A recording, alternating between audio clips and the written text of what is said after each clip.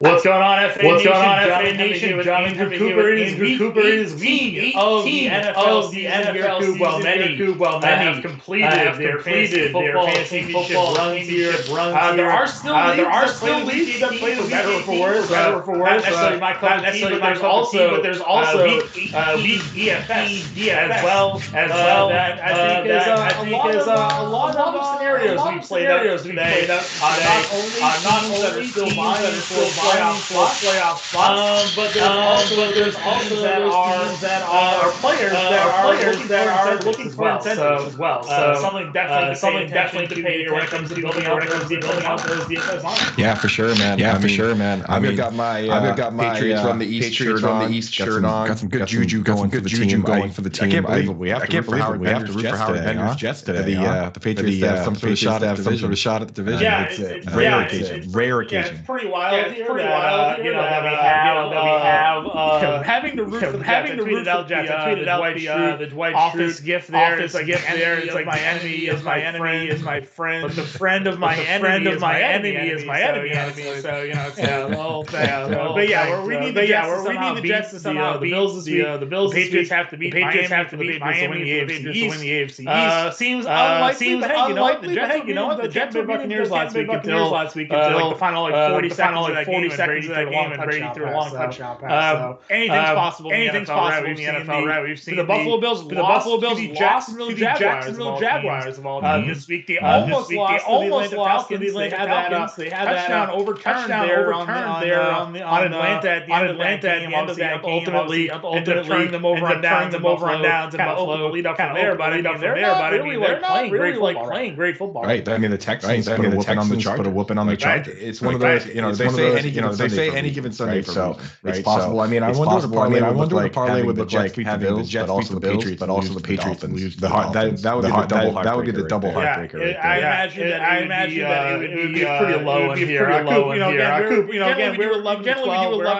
We're 11:30. We're still answering any of your start sit questions. If you have them, go to the Fantasy Alarm Discord, get in there. And put your questions in the start sit. We'll certainly help you out before we jump off live for today. But of course, you can always enter your questions into the NFL Slack channel. Dan Malin is in there, and guys answering questions, helping you all out with your start sit. And I also just want to go ahead and let everybody know, while the NFL regular season is coming to an end, that does not mean that our content here at Fantasy Alarm comes to an end. We are providing DFS content all the way through the NFL playoffs up into the Super Bowl with showdown slates, breakdowns. Coop, we had a 2-game Saturday slate last night, and one of the Fantasy Alarm members won $27,000 on Howard Bender's 2-game playbook. So listen, the amount of teams may be shrinking, but we're still putting out quality content all the way through the NFL season, through the playoffs, and there's no better time to continue to win now. You can go and get just our playoff DFS package. Go to fantasyalarm.com/getNFL. Use promo code PLAYOFF when you check out, and you basically get access to all of our DFS content throughout the rest of the year, up until the Super Bowl. No better time to get a taste of what we give you guys if you haven't already been a subscriber. So definitely go ahead and check that out now, because, I mean, listen, that could be you. Next Saturday, that could be you cashing in, $27,000 on, $15. It could be you. So. And it's 85% off right now. Is that where we're at? I believe that's what it is. Yeah. Yeah. So I mean, it's like you're not going to get a better deal than that. You're not going to get a better chance to look at what we do. And it's a big. I know we do the free view for like a weekend, but it's a big enough sample size here with 4 weeks of games where you can really figure out what we do and if it's right for you for next year. Because again, we work our asses off to do it, and it's a pretty good discount. Howard consistently is making other people rich and complaining to us about, it's like he'll have the lineup, but he'll have like a James Robinson get hurt or something. So he's been so close himself. But we love to see our members get rich. We have $1 million winner this year. A couple guys winning $250,000 at this point. So pretty good stuff. Yeah, definitely pretty good stuff there. So I'm just going to go ahead. We got some inactive starting to roll in here, Coop. It is sort of the inactive hour. I think some just notable names, guys we knew, guys we didn't know. Lamar Jackson is out. We knew that one was going down. Kareem Hunt is out for Cleveland. Cincinnati, we knew Joe Burrow. We know Joe Mixon. T. Higgins also out for this week here as well. So, there's some opportunities there, potentially, even with Brandon Allen at quarterback. for maybe a Tyler Boyd stepping into a larger role for a period of time in this game. Jamar Chase as well. I would not be surprised to see Jamar Chase, go out there, attempt to set the record or set it, and then come out of the game shortly after. So, for DFS personally, I'm probably going to stay away from the Bengals unless I want to be the guy that digs down and starts maybe like an Auden Tate. Is he still healthy? I mean, I was going to say, Auden Tate was the name I was thinking of too. I mean, right. I don't even know. I think he's out. I think he's out. Okay, yeah. So it's Brandon Allen though. I don't really want to go and dive. Yeah. This is the wild card of Week 18, right? Like you're looking for teams that have to play for something, and and I know Coop, you did this fantastic article over on Fantasy Alarm for player incentives, right? And coming into, I retweeted a little while ago. They caught Justin Jefferson walking in, into the stadium this morning rather. And he's 124 yards away from breaking Randy Moss's record there for a single season. And he's like, I'm coming for you, Randy. Right? Like, I'm going for it. So, I mean, listen, if you hear that, you know that Minnesota and Chicago aren't playing for anything. So there's no real reason for Minnesota to sit anybody, right? They're just to play out the season. They're going to play their game. And, Justin Jefferson's shooting for 124 yards today. I think they're just going to throw in the ball 20 plus times. So, things like that are notable. I'm also seeing in our Discord here, and I'm sure the inactives will come out momentarily. Our guy Brunch, Aaron Jones is inactive for today. Green Bay is a team that is not really playing for anything. There are a few incentives, right? Devontae Adams, as you have on that list, is playing for something. Yes. But you have to wonder, what do you do? Outside of that, how are you approaching these teams? Does Adrian Dillon now get the full workload, or is he considered a core part of this Packers offense? And after halftime, after a quarter, they move on to the third, fourth string guys. Yeah, and I think that's why, it's important. I did a full write-up. There's a full article in there. If you go to Coop's Corner, it's in there. So you really have to look at the context of these things. Like Justin Jefferson coming out and saying that, I think that's big enough where I like him a lot for DFS. And I know there's nobody out there that loves those comments more than Randy Moss. You know what I mean? Because he's still a Vikings fan. He loves the trash talk. He loves, guys playing hard. So, I mean, he loves hearing that. On the flip side, you look at the way Devontae Adams talked about his record. Is he kind of joked about it. And he said, oh, yeah, I'd love to go out there, get a few snaps. He's like, I'd love to break Jordy Nelson's record. He only needs 22 yards, though, to break that. Right. So when he gets one catch, he comes to the sideline. I think it's going to look a lot like that. And that's why, with that context, you want Justin Jefferson. You don't want Jordy Nelson. So, real quick for anyone out there playing DFS, here are some, really important ones. I mean, in the article, it's a full breakdown, everything. But these ones, I think you look at them and you say, I don't see why they wouldn't do their best to help these guys get those, right? We know about Cooper Kupp, needs 12 receptions to break the record, 136 yards to break the yardage record. I don't see why. I mean, they need to win the game, and he's their go-to guy. So I don't see why that would stop, Yeah. Another one that I think makes him almost must start in DFS is Stefan Diggs gets $1.5 million if he catches 6 passes today. And he gets another $1.5 million if he has 231 yards. Now, I know 231 yards is hard to hit, but I really don't see a world where they don't try to get him those 6 catches. Right. So that's a big one. AJ Green, he gets $250,000 if he has 75 plus yards, another $250,000 if he has 10 catches. Keenan Allen needs 5 catches to break his own franchise record. I don't know how much they care about that, but Kyle Pitts needs 59 yards to break a rookie tight end record. But for me, the big one is this last one. Rob Gronkowski has 3 different incentives. If he gets 7 catches, that's $500,000. Mm-hmm. If he gets 85 yards, another $500,000. And if he gets 3 touchdowns, that's another $500,000. I mean, I just feel like with guys in those situations where the Buccaneers already said they're coming out, they're playing to win, why wouldn't they try and get that guy paid? So these are the ones that I'm looking at. And it's like, for me, Stefan Diggs and Rob Gronkowski, at least, I'm making sure I get them in some lineups because those seem attainable. And if either of those guys get 6 or 7 catches, then they've paid for themselves for their DraftKings, Yeah, 100%. And those are things that we're definitely looking for here. A few more inactives. Mike Glennon is inactive for the Giants today. This looks like Jake Fromm is going to be the quarterback for them this afternoon, going up against the Washington football team there. I'm trying to see if anything else jumps off. Xavier Rhodes is out for the Colts. going up against Jacksonville. So, their big cornerback there. Jordan Akins inactive for the Texans. Chris Conley also inactive for them. So if you're looking at anybody on Houston's side of the football, Cook's had a great season. Nico Collins pretty locked in there. And I guess Jordan Akins being out again, we keep looking at Brevin Jordan, yeah. So that's something to look at for sure. As I mentioned, Kareem Hunt. So, I mean, if the Browns want to actually run the football with Nick Chubb today against Cincinnati, I think that could be pretty fruitful, for them again. Neither team really playing for much. Cleveland, already out of it. I don't know if Cincinnati has any movement with their playoff scenario. Let me check here real quick. No, I don't think they do much. I think they're kind of locked into their spot here. So, this could be a spot where you get a Nick Chubb going up against Bengals backups, right? Yeah. And, that feels like a pretty good spot. No Baker Mayfield, obviously. So Case Keenum, since Cleveland upgrading at their quarterback position. I'll give you another one for anyone that's just a gambler out there, likes to bet these lines. I know Howard gets into that every week. Ronus is big into that.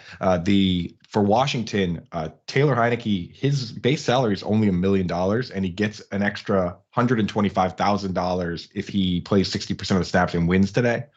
So I think that that team, if you're looking at a game of football team versus Giants where there's not really a lot of motivation there, I mean, one of the quarterbacks has a motivation to get an extra more than 10% of what his salary is, a 10% bonus in salary if he wins today. So I think that's a big motivating factor for Washington. From the on the home front here, Coop, I saw I follow one of the Patriots Twitter accounts. He tweets out sort of the salary cap basically for New England, and Kendrick Bourne apparently has escalators in his contract for 60 catches and 900 yards. He needs I think it's 8 catches and 123 yards to get that. So if Jacoby Myers doesn't play today, he's currently questionable. 8 for 124 isn't out of the range of possibilities for what has been the leading receiver, essentially for New England this year, out of Myers, obviously. But if Myers is out going up against Miami, Miami not playing for much here except to be spoiler. Kendrick Bourne at $5,000 today on DraftKings, could be just fed the football and try to hit those bonuses. It's not just 900. He actually gets a bonus at 800 yards. He has 776 right now, so I think it gives him a nice floor too. Because I think they're gonna I could see them definitely making sure he gets those 24 yards, and then you got the additional bonus. Like say he busts one for. He gets to 75. I don't see why they wouldn't push it, try to get him paid. So right. So yeah, I definitely like that pick a lot. Yeah. So these are again, if you're playing, a 20 max today or 3 max today, definitely check out what Coop wrote over on Fantasy Alarm for player incentives and kind of build some lineups around that. And look at the playoff scenarios and what teams are still in it and which way.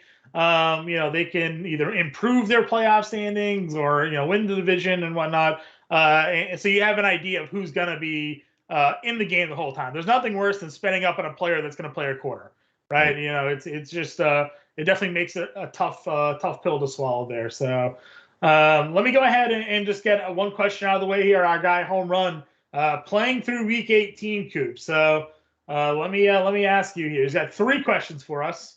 He wants to know Rashard Penny or Donta Foreman today. I think I'm still rolling with Rashad Penny. I mean, he's been great. He's gotten the full workload, whereas Foreman still. I mean, he got a better look last week, but he's still been splitting to a certain degree. I know the Titans are must win though. I mean, John, what do you think? That one is kind of close.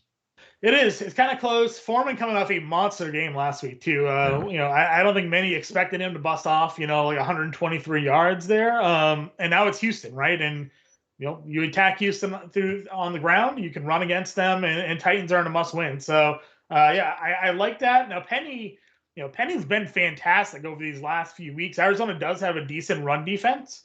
And I actually like the comments made by DK Metcalf where he said because of Rashard Penny's success, teams are now changing up the way they have to play defense against Seattle. And with Arizona in a must-win, I don't think they can just sit back and allow Penny to run for 140 yards here. They're going to have to play a defense that stacks the ball. I think Metcalf said that he's seeing a lot of more single safety high defense, basically. So they're not they're not in this coverage where, basically bracketing the deep plays, right? They're not, before they weren't worried about Alex Collins. They're like, all right, if Alex Collins wants to run into our front, he's going to gain 3 yards. We'll prevent Metcalf and Lockett from going deep on us. Well, now they can't because Penny's running all over teams. So if now Arizona has to go into this game and change the way they're going to cover, I think that's fine for Penny, but I'm big on Metcalf. He's 91 yards away from 1,000 this year. He also has 12 touchdowns. I don't know if there's like a 15 touchdown escalator, obviously, in his contract, but he did have 3 touchdowns last week, and 15 is a nice number for guys to have. So, I think they're definitely going to try to get him the 1,000, right? 91 yards for 1,000 is a milestone marker just for receivers in general. So, I do kind of like Metcalf. He's in my my coveted contrarian corner video today, Coop. Last week we hit bingo on that with Jamar Chase and Rashard Penny in that video. Definitely go ahead, go to DFS Alarm, check it out. I tweeted it out there as well. The week before, also, I'll jump in. The week before, you also had Joe Burrow in there. You threw 525 yards, man. You've been steamrolling with that video. That video has been very nice to hopefully FA Nation this year. I had a run of like 5 straight weeks with a cover player ran for a touchdown. So things are sometimes they get things right. Not always, but sometimes we're good at what we do here, Coop. So as FA Nation can certainly attest to. So so listen, I'm interested in that one. I think I'm going Foreman though to answer the question. Question number 2 in a full PPR: Jalen Waddle, Amon-Ra St. Brown, or Deontay Johnson. Need 2 of those. So I have all 3 of these guys as wide receiver 1s this week. They're all in my top 12. I'm definitely starting Deontay Johnson versus Baltimore. It's must win. The Steelers have to win to stay alive. So do the Ravens. They're a team that you can pass on. So I think Johnson's pretty safe there. And then the other guy I like is Amon-Ra St. Brown. He's been pretty steady.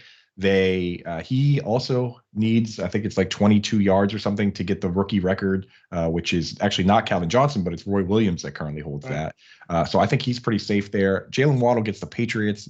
The Patriots are playing to win, and I don't really love that matchup for him. So I think I'm just going with the safer plays in Deontay Johnson and Amon-Ra. Green Bay is likely going to be resting players. Yeah, even if they activated right Jair Alexander, but I can't imagine he's out there for more than a rep or 2, right? So, and Jared Goff is active today. Again, we saw Amon-Ra St. Brown fantastic with Tim Boyle. Maybe that just goes to show that there isn't a huge jump between Goff and Boyle, but or that Amon-Ra St. Brown is actually benefiting from the circumstances, Coop. Right? I know you were a big opponent of Amon-Ra St. Brown. And I'm not saying that as that you were dead set against him. You're just looking at the historical records of wide receivers drafted in the 4th round and their consistency and whatnot. And you've likened this maybe to the potential Preston Williams sort of type of upside where it's like, all right, they're on a bad team. He's literally the only guy available. He's catching passes. He's looking great. But they're in a rebuild, and you saw what happened once Miami got some actual talent at the position. You don't even see Williams anymore. Obviously, Williams undrafted. They did use a 4th-round pick on Amon-Ra St. Brown, so it's not like he's a complete nobody. But I think maybe we're seeing more of the fact that it's you're looking at no T.J. Hawkinson. Their number 2 receiver is like Khalif Raymond, right? So obviously Amon-Ra St. Brown is the number 1 guy. They're just from a talent, difference between the guys they have on their depth chart right now. Right, and it's like the thing about it for me is that it was a dynasty discussion. Obviously, in redraft, if there's nobody there, then anyone has an opportunity. But we've seen this before. We've seen Robert Foster at the end of his rookie year. He had multiple 100-yard games. All it took was Cole Beasley and John Brown, and he was vaporized, right? Keelan Cole. So the best comparison is probably Keelan Cole, where Amon-Ra St. Brown from weeks 13 to 16 this year was a wide receiver 3 overall. In his rookie year, Keelan Cole from weeks 13 to 16, he was wide receiver 2 overall, and he had 49 yards of a touchdown, 99 yards of a touchdown, 186 yards of a touchdown, 108 yards in the next game, like back to back, 99, 186, 108 yards. At the time, us dynasty gamers, we looked at that and we said, oh yeah, Keelan Cole's a thing. He's going to be a part of this offense. He's carved himself out a role. And then sure enough, all it took was going out and getting, DJ Chark and, a couple guys, and he was just completely done, So it's like, we have to put it in the context of this team has arguably the worst wide receiver group in the league. Amon-Ra St. Brown could continue to be a part of that, but if they bring in just one guy, now all of a sudden it's that guy, Hawk, Swift, and ARSB, and maybe it's not so appealing. So just keep that in mind for Dynasty. But for right now, for the end of the season, I'm locked in with ARSB. I have him as high as wide receiver 7 or 8 this week, so I'd get him in there. I agree with you. And then we have a question here. All right, so this is so we're sitting Waddle, right? And we agreed to sit Penny, I think. Now for a flex, he wants to know, would you play Penny or Waddle? I think we're going to go probably Penny here, right? Go with the running back? Yeah, I think so as well. It sounds like this is a very strong team. So in those cases, I do like to go with the running back just because they have, the handoffs creates a decent floor, So I would go Penny there. Yeah, so we're going to go Penny, Foreman, St. Brown, Deontay Johnson here, home run. I think that's the roster we're going to go with. Coop, our guy Brunch, you mentioned the Aaron Jones play. He asked us what do we like for DFS. He asked about Adrian Dillon. Again, I'm worried a bit if they consider Dillon part of that core. Last year when they had Jamal Williams and they had and Aaron Jones, Dillon was the one that ran all over those teams at the end of the season when they benched those guys for their playoff run because he was the third running back. I think Dillon's going to be in that scenario where Jones is inactive. Dillon might get some early looks, and then it's going to be the third and fourth guys there finishing out this game. So that's kind of where I'm at with Dillon. But he wants to know, Donta Foreman, David Montgomery. We talked about Rashard Penny and Foreman already, and then Eli Mitchell. What are your thoughts there on those matches? Montgomery going up against Minnesota, Eli Mitchell going up against the Rams.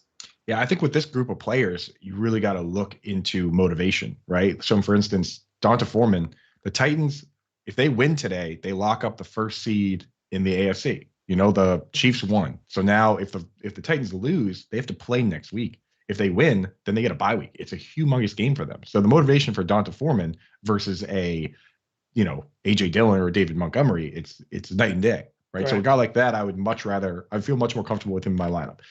Eli Mitchell, he is a tough matchup, but again, the 49ers are a team that control their own destiny here. If they win, they're in. If they lose, then they need the Saints to lose to get in. So it's like these situations where you control your own destiny, you play for keeps, whereas some of these other teams, there's no reason to run David Montgomery into the ground. Your season's already pretty much over, So I think I prefer Donta Foreman of that group. But, I would probably go Eli Mitchell over an A.J. Dillon as well, just because of the, the motivation, the situation, right?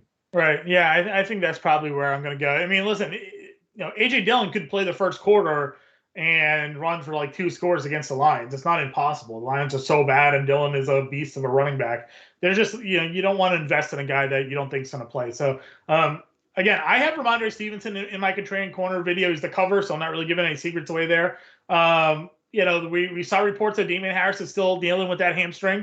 He's going to test it out game time. We'll see if he is or is not active. I think they have the inactives out for this game already. I don't know. Do we have inactives for this game yet? Which game was it? Patriots and 4:25 4 o'clock game. Okay, so I guess we won't 100% know before then. I'm surprised it's a 4 o'clock game. But they have, I've seen reports from Mike Reese that he's not 100%. We've seen Belichick. Last week they gave Harris some carries early on, and then they turned it over to Stevenson. If they're not 100%, then I could go ahead and certainly see them go and lean more Stevenson, especially later in this game. So I like Ramondre Stevenson a lot today. I think he goes well into that group there also. Brunch does have a question about your article. He says you read a lot about Gronk's big bonuses. He finds himself in between Ertz and Gronk today. What are your thoughts here? Who do you have more confidence in? Again, Tampa Bay's not playing for anything. So while we definitely think Gronk's going to look for his money, does the coaches value Gronk's incentives over his health? Yeah, I think if I had to pick one, I would pick Gronk just because the incentives create a nice floor. I think they're going to try and get him at least one of those. But, if I'm a person that plays multiple lineups, it sounds like you are because you're saying, is Gronk just a one lineup type thing? I would definitely make a lineup with Ertz as well. If possible. Yeah. I think they're priced similarly enough that you could make the same lineup one with each, right? Because Ertz is also in a game where I believe the Cardinals are playing to win. They can win the NFC West. If they win, they need to win, and Rams lost to the 49ers today, and they get the NFC West title.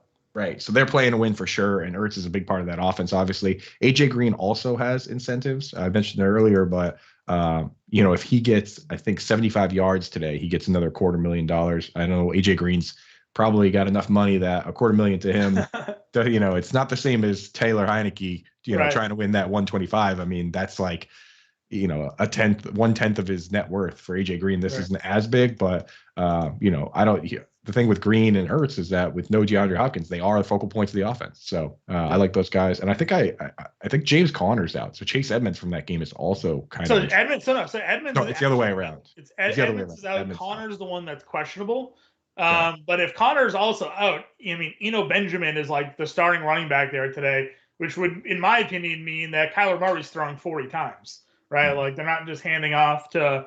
It's Eno Benjamin and who's the other guys? Is it Williams? Let me check this real quick. They have like a fourth running back on this team. It is Jonathan Ward. Jonathan Ward is their other running back. So it would seem unlikely that either of those two guys would get the volume of a Conner and Edmonds. So if Conner doesn't end up playing here, I think that there's a good bet on Kyler. With them playing at the 4 o'clock, and I had this conversation with Howard Bender earlier on today, if you're a multiple lineup guy, I would go ahead and make a lineup that has a 4 p.m. quarterback and to kind of work the salaries where if Conner gets ruled out, then you are able to pivot to like a Kyler and a Kirk in your lineup or a Kyler and an Ertz in your lineup and leave a flex available because, against Seattle in a must win, if they don't have those running backs, like it's all going to be on Kyler Murray today. I think he's going to be kind of popular just anyways, but I think the upside for him potentially as like the guy in this offense today, if the running backs don't show, is pretty high. So if you're making multiple lineups, either put Kyler in one or build one with a pivot option for you where you can swap in Kyler Murray into your lineup late and pair him up there. Mm-hmm. Yep, I'm 100% on board with that. Do we have any more questions here before we? I see Brunch is typing, but I don't know if if he has a question for us, if he's just leaving us on type. So we do got a couple more minutes here, Coop. What are some other things that you're kind of looking for here in Week 18? Yeah, I mean, so there's a couple of these games are amazing, right? I mean, like they did a good job flexing the Chargers-Raiders game to the night game. That's going to be an awesome one because in that situation, I'm fairly confident that the Chargers are in the unusual situation where they have control over their destiny, but they can't get any help. If they win, they're in. If they lose, they're out, right? The Raiders, we're going to see, what happens for them, but they do have a couple of ways to backdoor their way in with like Colts losses and Steelers losses, but that could very well be a game where the winner's in and the loser's out, which is that's like one of my favorite things for the last week of the season is when you have a game like that. So that one's got great potential. Obviously we're interested in the 4:25 games, the Patriots, Dolphins, Jets, Bills, but I'm also interested to see, some of these guys, whether they can have these monster games and whether there's a lot that, people that lean on these incentives, like Mark Andrews needs 140 yards to set the single season record for tight end. Do they go after that or do they not? These type of things, it always helps us to improve our process moving forward. Like things that happen today, we need to make a mental note of it for next year. Teams that are willing to go after these individual records, things like that. I know Mike Tomlin's been willing to do it. They threw it to Antonio Brown one time when the game, they could have taken a knee and instead they threw it to Antonio Brown because he had some streak going. So we know it's out there. We know it's possible. I mean, Brady and Gronk got the tight end receiving record late in the game. That was a blowout in Week 17 a few years back. They kind of just made sure that he got it. Or was it him and Kelsey maybe going back for like the tight end league leader in yards or something like that? They were pretty adamant to make sure Gronk finished with whatever he needed there to either be a record holder or to lead the league in receiving as a tight end. So a lot of these guys are motivated. Brady's certainly motivated by records. We could see him come through there. So let me check one last time here, see if we got any questions.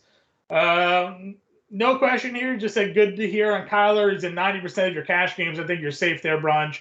Paired with Ertz and Kirk. Love that. Have a good one for you as well. And Coop, it's 12 o'clock, so that's it for us.